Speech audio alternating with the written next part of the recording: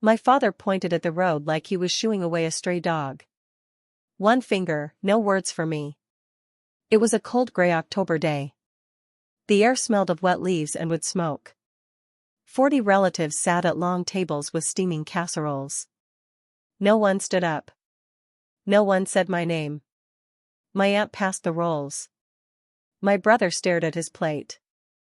I walked back past the driveway and stopped on the gravel. I watched my family return to their lunch as if I had never been there. But none of them knew a white town car was already turning off the county road. It moved slowly, without hurry. The woman inside had waited 7 years for my father to do exactly what he had just done. I am Nora. I am 38. I work as a home care nurse. This is the story of how one word at a farm gate ended my father's control. The town car stopped beside me. The driver opened the rear door. Lorraine Quinn stepped out onto the gravel in a cream-colored wool coat. She was my godmother, my mother's best friend from college. She had built a chain of pharmacies from one small counter. I had not seen her since my mother's funeral. She did not hug me. She squeezed my wrist gently, the way nurses do when words are too heavy. Then she looked past me at the whole place, the orchard turning rusty on the hill, the tables, the main house with its white porch. My father stood at the head of it all, his finger finally down. Lorraine took her time. Then she spoke in a voice that carried across the field without getting loud. Disinherited. That was all. My father's face turned the color of the sky. 40 forks stopped moving at once. The wind seemed to stop too. Lorraine turned back to me as if the others were not there. Not here, she said softly. Tomorrow. The diner on Route 9 at 7. Bring your appetite. You have been hungry a long time. She got back in the car. It drove away quietly, gravel popping under the tires. My father shouted behind me. I did not turn around. That word had taken 7 years to build. It started in my mother's kitchen. I need to take you back there. 1 week earlier, I was 2 hours south in my small rented home. I was eating dinner over the sink after a long shift when my cousin Kelsey texted. 3 messages came fast. Grandma fell again. That's twice this month. No one will call a doctor. You are the only nurse in the family. Please. I stood with a fork in my hand and read them until the screen went dark. My grandmother Evelyn Merrill was 88. She lived in the yellow farmhouse behind my father's main house. She was my mother's mother. She had not answered my letters in 7 years. I did not crash the family reunion out of loneliness. I was called there. I chose the reunion day because it was the one day Evelyn was sure to be brought out and placed in a chair where I could see her without entering anyone's home. I texted Kelsey I would come, stay at the edge of the yard, check on Grandma, and leave. That was my plan. Stand at the edge of my old life for 20 minutes like checking a patient's pulse. I could not plan for my father changing the seats at the last minute. He put Evelyn's chair right beside his own. Let me show you the family. The Callahans ran an orchard of 340 acres in the hills of Hartwell County. There was a packing barn by the road and a farm stand that sold cider donuts every fall. My father Harlan Callahan ran it all. He ran it with a low voice, a straight back, and a rule he repeated often: a family holds because one hand holds it. His hand. Harlan decided who sat where at dinner. He decided whose name was spoken at Christmas and whose was forgotten. He signed everything and forgave debts out loud so everyone heard the cost. My mother Margaret moved through the house like water finding gaps. She kept a rose garden by the kitchen door that he called a waste of dirt. Every June it bloomed so strongly you could smell it from the road. She never argued with him in front of us. I once thought that was weakness. I was wrong. We were not poor or unhappy exactly. We were managed. Children feel that before they can name it. I felt it the strongest. The first crack came in the autumn of my senior year in high school. I heard my mother cough twice into her sleeve during harvest and look around to see if anyone noticed. that cough was nothing that year. The real sickness came later. But I date everything from that harvest because that was when I told my father I was going to nursing school. He did not yell. He never yelled. He said, "Girls who leave the land come back needing it." Then he stopped paying my phone bill. I went anyway. I cleaned motel rooms and worked night shifts. I finished my degree owing no one. In his book, that was the worst thing. A debt he could not hold meant a daughter he could not steer. My brother Travis stayed. He was 3 years older, built for the work. He did everything right. He married Marcy from the next farm, moved into the east wing of the main house, learned the sprays and the loan officers. At Thanksgiving, Harlan carved the turkey and gave Travis the first plate. I got mine fourth or fifth after a joke about city wages. Still, I came home every holiday. I brought pie and clean scrubs. I patched cut hands and checked Evelyn's blood pressure. I paid my dues to a family that had already marked me as gone. My mother walked me to my car each time. She pressed a rose cutting into my hand and said, "Plant it where you are." It took me 20 years to truly hear that. The real illness came 9 years ago in March. I was 29. Ovarian cancer, stage 3. My mother called while I was at work and apologized for interrupting my shift. I rearranged my cases to drive north every weekend. Within 2 weeks I learned how my father fought cancer. He put the calendar on his desk. He drove her to visits and sat in every meeting. When the doctor suggested a second opinion at the university hospital, Harlan thanked him, walked my mother to the truck, and told her on the way home they were not shopping around. I found out about the cancelled appointment from Evelyn over dishes, her voice low under running water. So I acted. I called the university and got a new appointment. I told my mother in person and offered to drive. She looked toward the kitchen door, then said yes. 2 days before, the appointment vanished again. Cancelled by the patient's husband.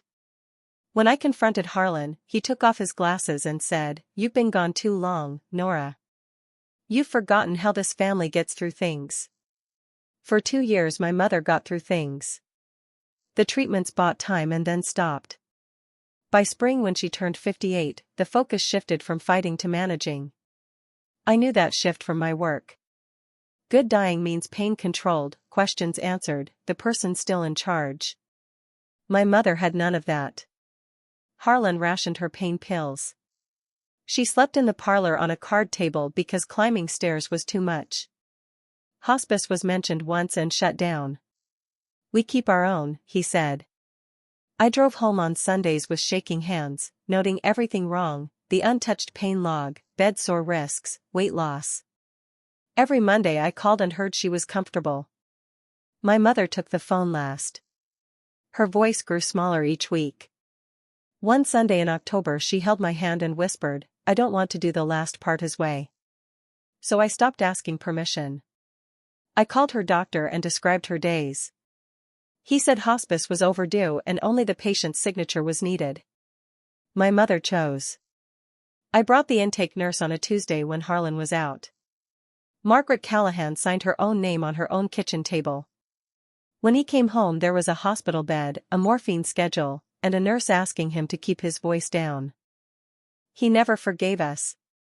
But those 6 weeks gave my mother sleep without gritted teeth, lucid mornings with warm coffee, and long talks with Lorraine behind closed doors.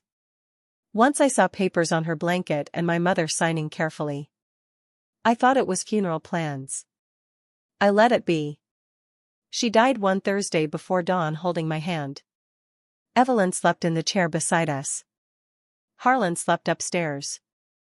At the graveside Lorraine stood apart holding a leather folder. I was too empty to wonder why. After the funeral lunch 40 people balanced plates. I was washing cups in the kitchen when the room went quiet. Harlan stood in the doorway with the family behind him like a jury. He said I had gone behind his back, filled his wife's last weeks with strangers and drugs, turned her dying into my project. Then flat as a ledger entry, "You are dead to this family." I looked past him at each face. Aunts looked at the floor. Travis looked at the window. Evelyn was sedated in the parlor and heard none of it. No one walked me to my car. I folded the dish towel the way my mother taught me and drove south with the radio off. Somewhere on the highway I understood I would not fight.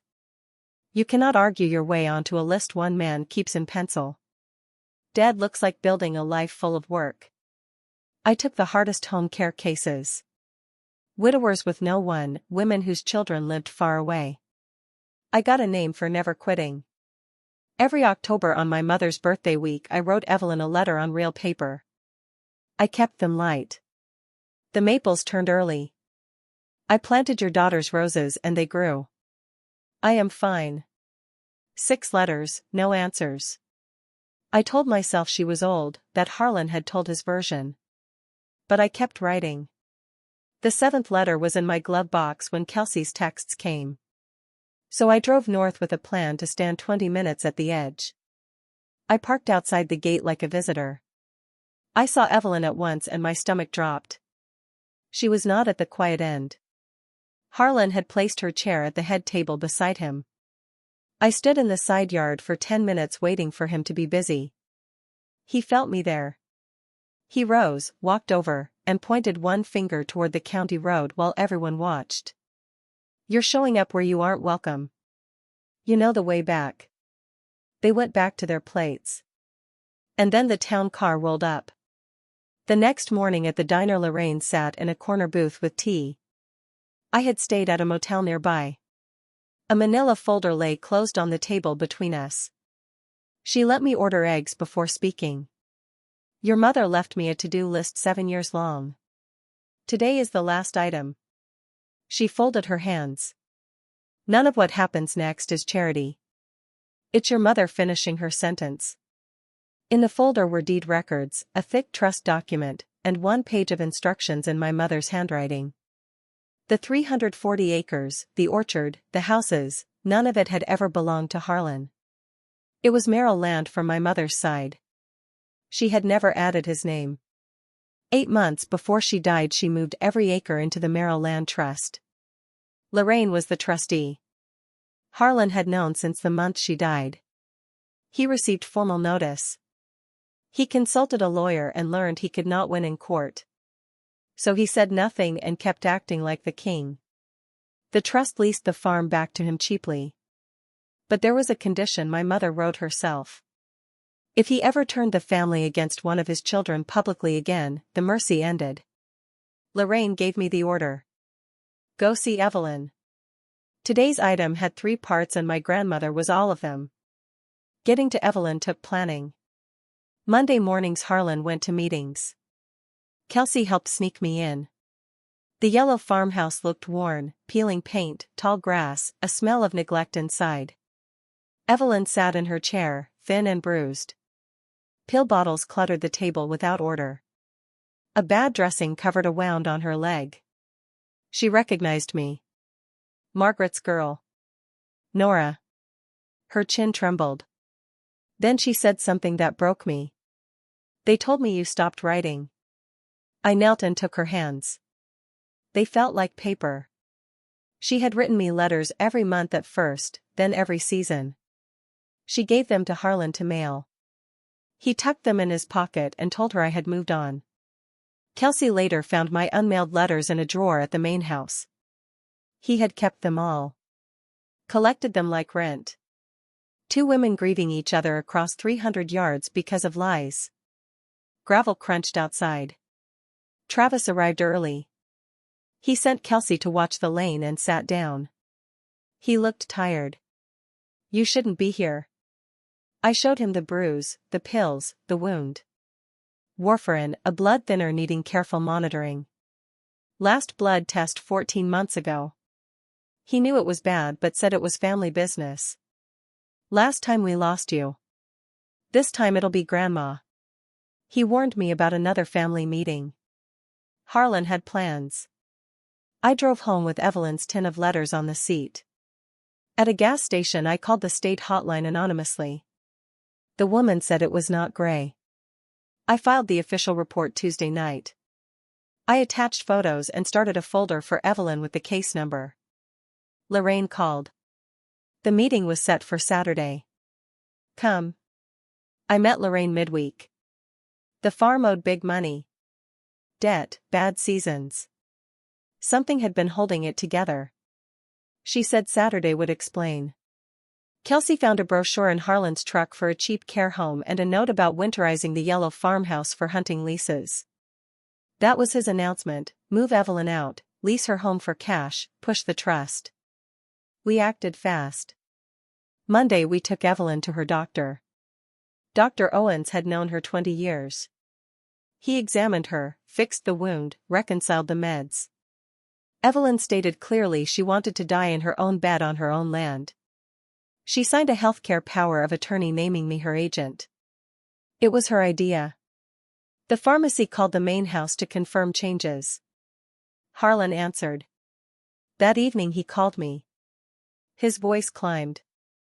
He threatened elder abuse charges, trespass, even my nursing license. Then it dropped gentle. Saturday. Come watch me feed what's left of you to this family. Saturday the inner family gathered at the main house. I walked him past my mother's old garden coat still on its peg. Papers sat on the table. Lorraine sat calm. Harlan stood at the head. He spoke first, grieving. He said certain arrangements had been made by outsiders. He had carried the burden quietly. Now the ugliness had arrived. Why had the daughter who left returned the same week as lawyers? He mentioned the county report I filed on my own blood. Heads turned to me. Lorraine unfolded her glasses. She read the quiet facts. The land was always Merrill land. Never Harlan's. 7 years ago it went into trust. The farm operated on a lease. Now the lease terms changed. Harlan was removed as beneficiary. Market rent or vacate in 90 days. The yellow farmhouse withdrawn immediately. No one touches Evelyn's home. The room reacted. Travis learned they were tenants. Questions came. Lorraine explained the mercy. The trust had quietly covered gaps for 7 years on my mother's instruction. Unless he turned the family against a child again. He had done it at the gate. The mercy ended. Harlan stood calm. He turned it to Evelyn. She was failing. He had carried her care. Now the county was involved because of me. He pointed at me again. She filed on her own blood. Aunt Beth cried and asked why I could not leave things alone. Travis caught me on the porch. He looked broken. I did everything right. And today I learn I'm a tenant on my mother's dirt. Same as you.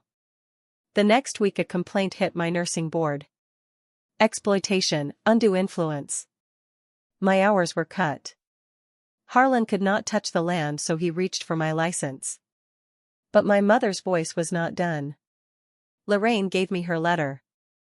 It said she had watched the ledger disease in the house too late to save me from it. Love kept in a book until everyone owed. She built a door Harlan could not close and gave the key to Lorraine.